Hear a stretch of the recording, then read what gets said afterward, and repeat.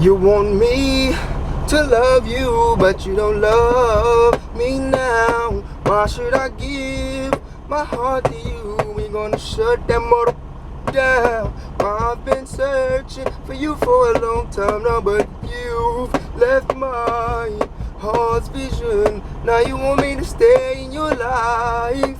That won't happen again. No, you said no. I said no. Can't blame you. No. That's why I like that book.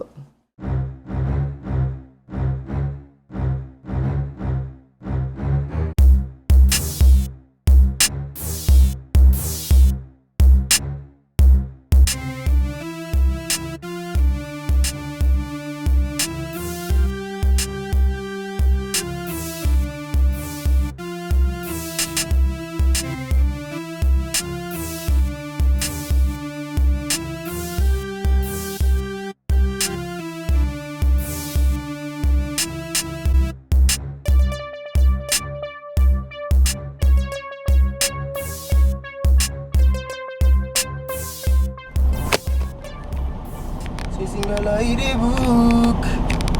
I like that. No, I don't like that one. It's terrible. It's me, Charleroi. I like that book. It's back up on you. My name is Charleroi Crawford, and I want to talk about Mr. Stephen King. He wrote a book. It's called The Institute. I'm literally reading this book for, I want to say, 6 days. When I say reading, I'm going back and forth between audiobook and the actual hardcover here. And the entire time I'm hooked. You know what I mean? I'm on the edges. I'm driving a semi, you know? I'm just playing on drive trucks like that. It's more so a genre book, right? Commercial fiction, as they say. But it was some real moral implications and ethical implications. There's a friendship interaction element to this that kind of rivals It. It reminds you of It. These group of kids going through a very traumatic experience together, and will they make it out? Will they come up against the big bad wolf, as they say? Let's talk about it. I need a haircut. This is ridiculous. This COVID-19 is making me look like Grizzly Adams up in this piece. Alright, so check this here. I'm on Goodreads. I'm lying. I'm on Libby.com. Right? The app. And I'm going to tell you what I see as the summer. In the middle of the night, in a house on a quiet street in suburban Minneapolis, intruders silently murder Luke Ellis's parents and load him into a black SUV. The operation takes less than 2 minutes. Luke will wake up at the Institute in a room that looks just like his own, except there's no window. And outside his door are other doors, behind which are other kids with special talents, telekinesis and telepathy, who got to this place the same way Luke did. Kalisha, Nick, George, Iris, and 10-year-old Avery Dixon. They are all in front half. Others, Luke learns, graduated to back half. Like the Roach Motel, Kalisha says, you check in, but you don't check out. And so I think it was a top-notch book, you know, just with that premise. As far as plot, setting, characters, conflict, you know, takeaways and things like that. Let's get into it. So first things first is the setting, right? Again, we learned that Luke is this 12-year-old kid, extremely smart. I'll get to that. But he's taken away in the middle of the night, and you'll learn where he's taken. But the building is called the Institute. There are more kids there, all of them equally confounded with their situation. So Luke shows up,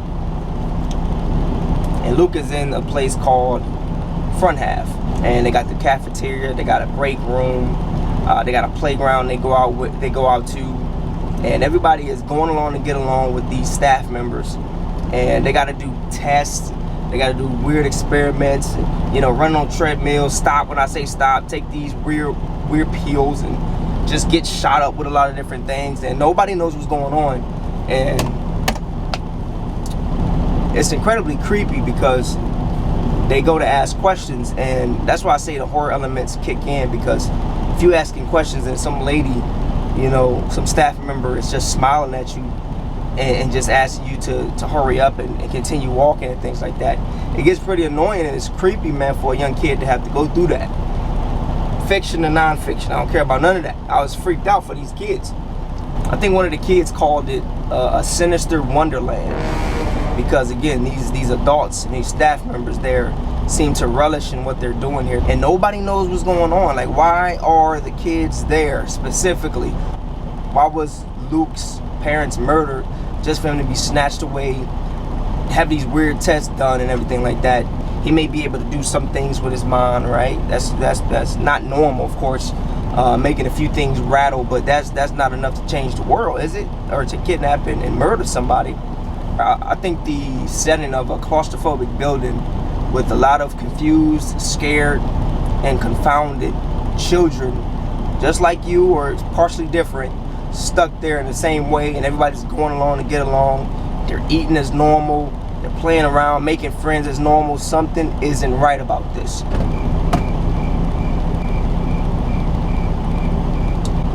And now to talk a little bit about the characters, right?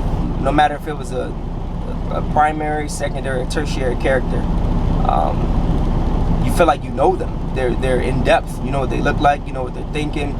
You know their background. You know what they're wearing. You know their style. And it was very, very understood. You know, right away.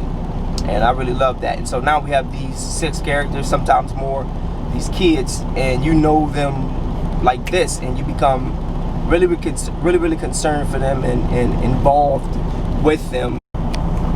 So my video died, so I'm gonna try this again. I keep saying that my video died, the camera died. And so, like I say, Luke is my main character here, is our main character, and he's incredibly smart. He has a very high IQ. He's supposed to be getting in 2 top-notch colleges, you know what I mean, before all of this stuff goes down. They have what's called a pink resident of this institution, and the pinks are the kids who are not anything special, right? There's telepathy and there's telekinesis. A lot of these kids are extremely advanced in one area, and a lot of them are not. They just, let's say, can move a potato chip, you know, when they get mad, a potato chip bag that's empty when they get angry, and that's not special. And so the pinks are subjected to a lot more of the cruelty because they're expendable and things like that, or that's what they're considered to be. That's what Luke is, and to me, I actually like that sort of element. You follow a kid who's pretty much basic, and you follow him all the way throughout the story. And I absolutely loved to see Luke go from this innocent kid who, if he even say what we would consider the most mildest of curse words, his mother would get on that ass, you know what I mean, would get up in him. And he goes from that kid to a full-blown adult, as do a lot of these kids, because of the situation that they're in, which is one of the takeaways. Stay tuned. And it's just fun, man. It's just fun. Kalisha is the first kid that he's gonna meet, and she's just a sweetheart, you know what I mean. It's so fun when I see these kids, and Kalisha also is the only black kid, I believe, out of all of the main ones. But you know what I mean, she's absolutely awesome, and she brings Luke in, which, you know, ultimately brings us in. And so it's a lot of trucks rolling off up in here. Me like trucks. And so and then there's Nikki, who's like the rebellious one. All of the girls, you know, swoon over him because he has a killer smile and killer eyes, or whatever the case may be. What I liked about Nikki is he didn't take no ish, you know what I mean? George is the character, right? The comedian. And Iris, I think she was the southern one. And later on, there's this young kid named Avery Dixon. At the end of the day, all of these kids, they end up going through it, and you're gonna be very, very attached to them early on. So just be ready for that. As far as the writing goes, right? Stephen King needs no introduction as far as who's that author, and a lot of people may not know why, and I'll give a couple reasons why. Number one, he doesn't talk to you like a normal, let's say, author does, right? Stephen King, to me, comes off as somebody who, right, decides that his narrator is gonna be him. It's gonna be him, and he speaks like an uncle who's just keeping it real. Like his sentences, man, they come off as that uncle. Like, wow, he actually just said that, and it's kind of funny. It's charming, and what was crazy about that is you take that real style of you know, intimate storytelling, right, and that great ability to storytell, and you match that with all of the, you know, literary devices, all of the skills and just experience you need to become a great craftsman, right, when it comes to writing a novel, and you mash that together and you get Stephen King. You never know what POV is gonna be, right, man. You don't know how he gonna hit you. You don't know what style he's gonna do, and it's actually refreshing when it comes to that randomness. I don't know how King does it. You know, they say he has a terrible streak of endings, and you know what I mean. But again, he's the king of the progress, right? The middle, right? The beginning, the middle, and he keeps you holding on all the way throughout the book. There's always some drawbacks in everybody's writing, but again, him talking like a too real uncle with too much time on his hands. A lot of times there's just so much unnecessary stuff that he's telling you. There's just a lot of fluff, and so for me, I found myself tuning out a lot of times, right? Because he's good at switching gears, you know what I mean? I come back into the story, right? I think it's just his gift, which also can become a curse. So he's just talking to you, he's telling you this story, and he just goes off on a tangent sometimes, but it's still good. It's still really good. But sometimes you want to, okay, let's push the story along, let's push the plot along, and he's really, really good at, again, the progress and pushing along. He's definitely top notch when it comes to the promise of the premise, the fun part, the middle. There's no middle with him. How you say it? Deus ex machina. There's some elements in everybody writing, because even this guy does it. And so there's good Deus ex machina and there's some bad, right? He's doing it when it needs to be convenient for him. And again, this is me as an author saying that, somebody who needs to download Scrivener onto his MacBook at the end of this video. So he's using it to his advantage, and it works as a reader. If you're not a writer, you're not paying attention too much, and even if you are, you wouldn't be bothered too much. His writing, man, it makes me strive for better in my own works, because when you read his work, and again, because of the flow that I talked about with how he speaks to you and how he sets everything up, there's an electricity that runs through his works, man, through his writing. And it seems like every word, every paragraph can be intentional where he wants it to be, and it's what you're actually looking for a book, even if you can't articulate it well, or you can't pinpoint why you really like this certain book. To me, I thought the plot was like an abstract drawing, right? You know those drawings where you look at it and you like, what the hell is going on here? Just like somebody just threw paint, a whole bunch of different colors on it. But to the trained eye, they understand that there is skill to what they're seeing, and there's a craft to it. And so even though he writes like somebody who has a steep learning curve that he's not interested in dumbing down for nobody, if you pay attention and you're really into the story, which he does really good, right, you're able to love that so much that you want to pay attention to the actual steep learning curve. It was very, very well thought out. It was well thought out. A lot of things happened towards the beginning and some of the middle that I was like, okay, that really did make sense in a place like this, like the Institute. A lot of things that the kids were getting away with going towards the fantastic climax was kind of just suspend your belief type of thing. And so to end it, I have a couple of takeaways, right? And so number one for me is, with those kids being in a situation that they are, I believe every child should have challenges very early on. Now, I'm not talking about a kid being kidnapped and their family possibly being, you know, dealt with, or whatever you want to call it, but seeing these kids go from just the run-of-the-mill kid put into a very, very delicate, very, very straining and difficult and life or death situation a lot of times in this institute, and you go to the end of the book and you come out with some extraordinary changes, dynamic characters, as you would say. And so it made me think, like, okay, any kid out there that's doing the comfort zone thing, nah, for me, I'm gonna get my daughter very involved early on, right, in her life. You know what I mean? Thinking of putting her in, you know, some boxing lessons, or you know, the debate class. Have her go on museum trips. She got to come home and tell me about it, right?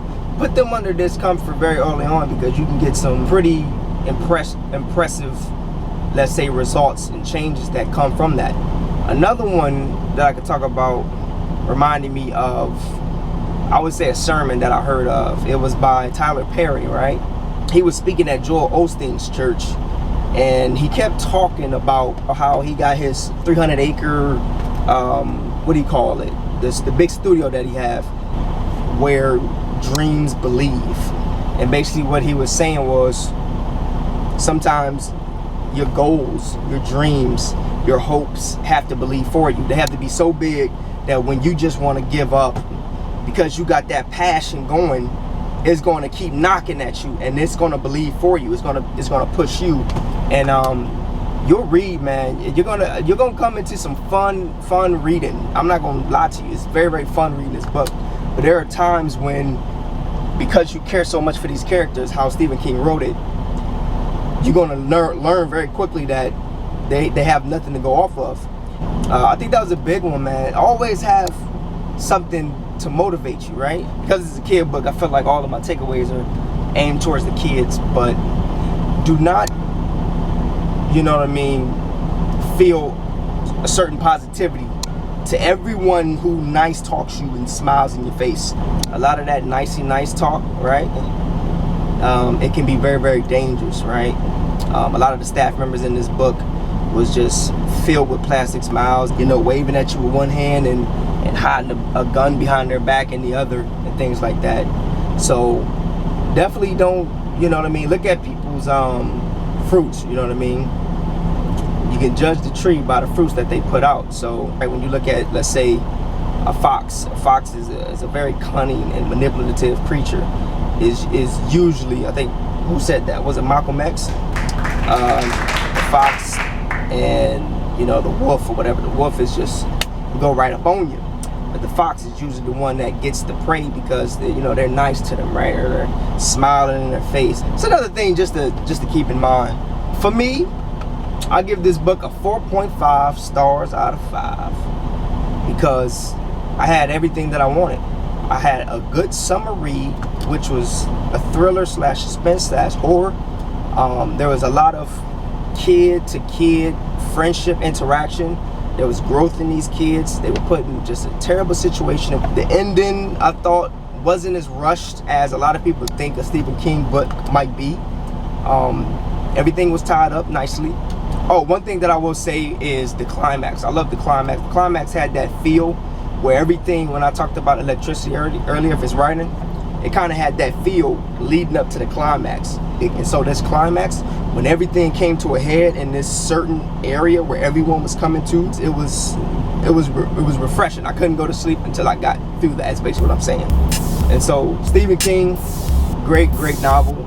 I definitely read more of your other books. I want to review as many as I can.